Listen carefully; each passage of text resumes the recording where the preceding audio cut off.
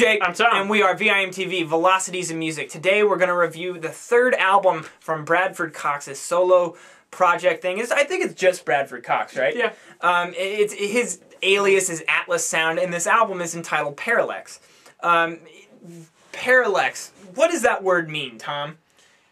It's mathematical. It's mathematical. He describes it as, and because the story and the concept that drives this album, because there's a title track of track 4 is also titled Parallax.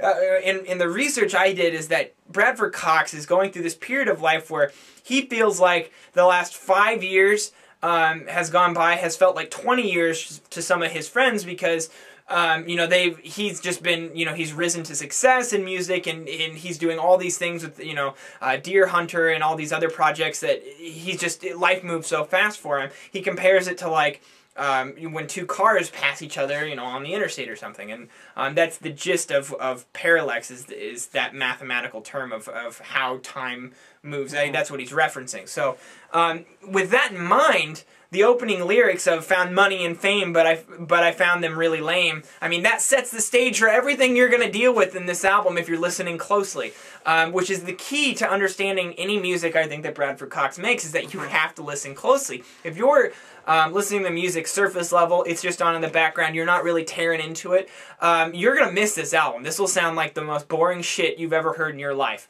If you actually start ripping these songs apart and figuring out how they're composed and what's going on, it's like this just underworld of music that I just get into. And he's dealing with all sorts of lyrical concepts, had the struggles of success, but he's dealing with it in a much more creative way than what most rappers do. Yeah. And other things, depression and sadness and how to overcome that. Tom, what was your take on Parallax? Well, this album really gripped me from the beginning. Coming off of Logos, his last solo release, which I liked, but it was much less accessible than this. Right. It was a little harder to get into. It was just weird. Which I mean, weird is a crappy adjective to use, but it was much more unfocused, all over the place with the sound. Right. I'm not saying it was a bad album, I still liked it, but all those problems are not here on Parallax, and that's what I really ended up liking about it. The sound is so much more focused. There are a lot more common themes, not only lyrically, like you suggested, but also in the instrumentation and the production, the guitar work, the kinds of beats you have. I mean, I think it sounds a little bit closer to Deer Hunter, but it still has his own twist on it. You can tell what the other members of Deer Hunter bring to the table. Very personal. Very much so. But honestly, I mean, just the songwriting is solid, I think. I don't think there are too many weak spots on this album. Yeah. It flows well. It's got a consistent sound. It's a lot of what I'm looking for in an album, especially in this kind of weird indie genre. Right. And one thing you mentioned to me that I completely agree with you is that this album progresses nicely. As you get to the middle of the album, tracks 6 and 7, Mona Lisa, and then Praying Man are just awesome tracks, and really the entire middle of the album is very strong. The whole album is strong. My one minor complaint is that my favorite track on the album, track 11, which you also liked, Flagstaff, it's this acoustic ballad that builds really nicely. It's just a great, kind of semi-ending to the album, and then it has about 2.5 to 3 minutes worth of just this ambience at the end that is really, I thought, well done. Yeah, honestly, I thought it would bother me, but it didn't. Yeah. It worked really well with the flow of it. Now, what does bother me is that after that 2.5 minutes of this ambience, then it goes into Lightworks, the closing track, which is more upbeat than the rest of the album, so I understand why it was thought of as would be a good closer to throw it at the end of the album. But, it's a decent song, but it's not good enough to wait 2.5 minutes for.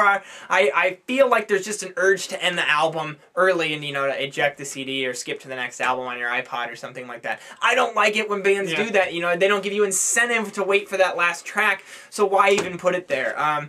So I kind of don't like that they did that. It kind of ruins the ending of the album, which I feel is the most important part of any album. That kind of hurt a little bit. Obviously, we analyze music. There's this other level. So if you don't necessarily aren't necessarily bothered by that, I don't blame you. Something that I noticed. Tom? I don't actually have a whole lot more to say. I mean, I think while this album is definitely complex, I think that the reasons it's so good are fairly simple and straightforward, and I feel like we've already addressed most of them, honestly. Right? Yep, and we haven't talked about Te Amo, which I think is a different take on Bradford Cox's music. I really haven't heard his music go in that direction a little bit, and I thought that I wanted to specifically call out that song because he's doing some really unique things there, where he's blending all these different guitar parts. It's almost, it's almost kind of like, there's no electronic well, there's maybe a little bit of electronics in that album, or in that song, but I feel like he's doing something different with this song. So when you're listening to this album, pay particular attention to track 3, Te Amo, because I really liked it and it was both one of our track picks. Overall, I really enjoyed this album. I felt like it was just a good quality. 81. Yeah, I'm going 83. What did you guys think about this? Leave us a comment at www.velocitiesandmusic.com or youtube.com/velocitiesandmusic. Also follow us on Twitter, like us on Facebook, because that is where we do our communication about these albums and our music with our fans. So let us know what you thought. I'm Jake. I'm Tom. And we are VIMTV Moving Music Critique Forward. Today